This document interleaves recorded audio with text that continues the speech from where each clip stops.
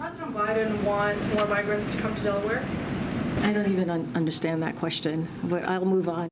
Oh, she's moving on. That was White House Press Secretary Karine Jean-Pierre dismissing a question about whether President Biden wants illegal migrants to come to his home state of Delaware. It's a perfectly fine question as the first migrants arrive at tent shelters built on New York City's Randall's Island. More are expected to arrive later this morning.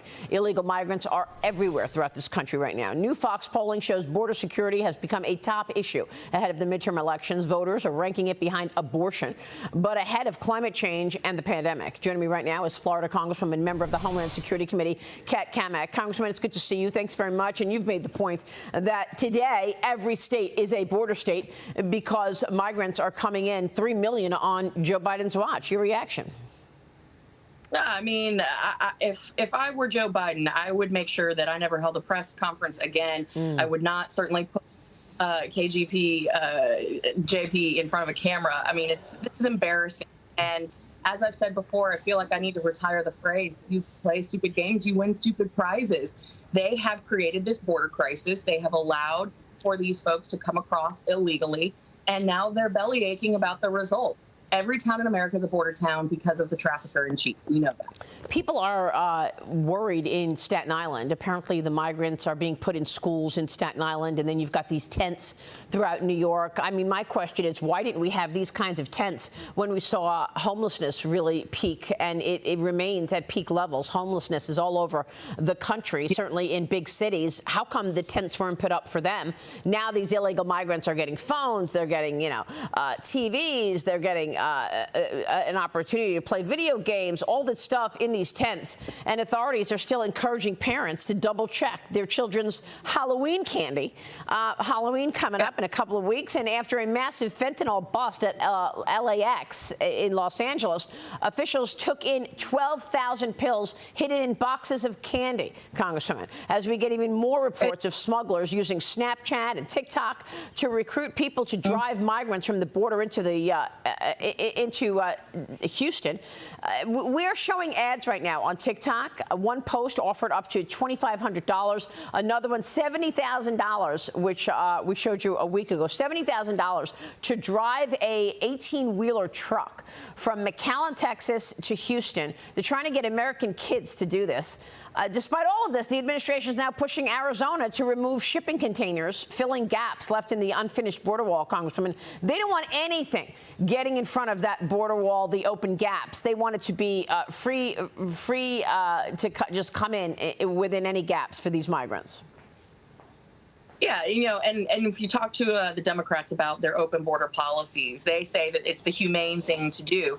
Well, we all know that the drugs, the crime, the trafficking, it is the most inhumane policy that we've seen in eons.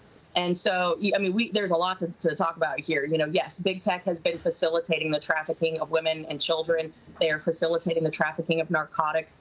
Just 3 days ago, in my own district, a mother gave her child, her toddler, candy that had been laced with fentanyl, and paramedics had to revive this child. This is happening all over the country. You talked about the tent cities. There was never this concern for our homeless population or our homeless vets. In fact, the Biden administration took money, $130 million, from the Emergency Shelter and Housing Program that was designed for people on the verge of homelessness and our homeless veterans, and sent it to the border.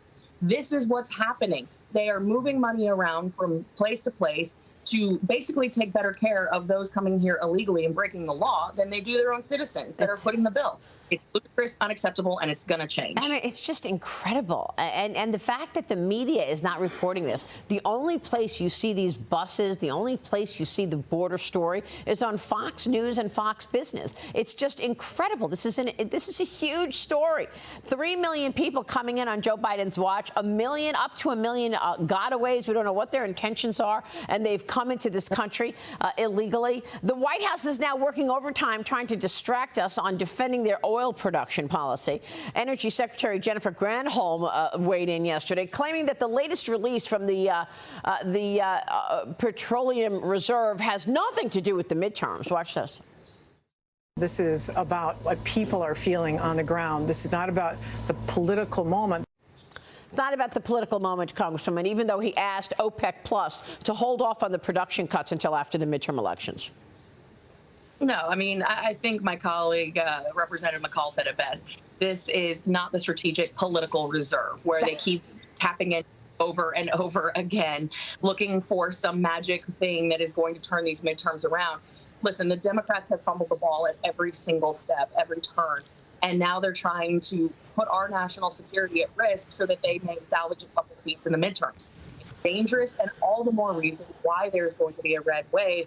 But we, the American people, we've got to get out and vote. A few cents down at the gas pump is not going to save this disastrous Biden administration. Yeah, and I'm glad you mentioned national security because this is a very serious issue. All of these issues point directly to national security getting threatened, whether it be the influence peddling of the Biden family or the gimmicks around the midterm elections, like releasing all of this oil from the petroleum reserve.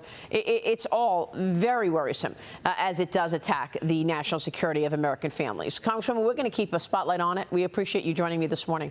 Kat Cammack joining us this morning. Thank you so much.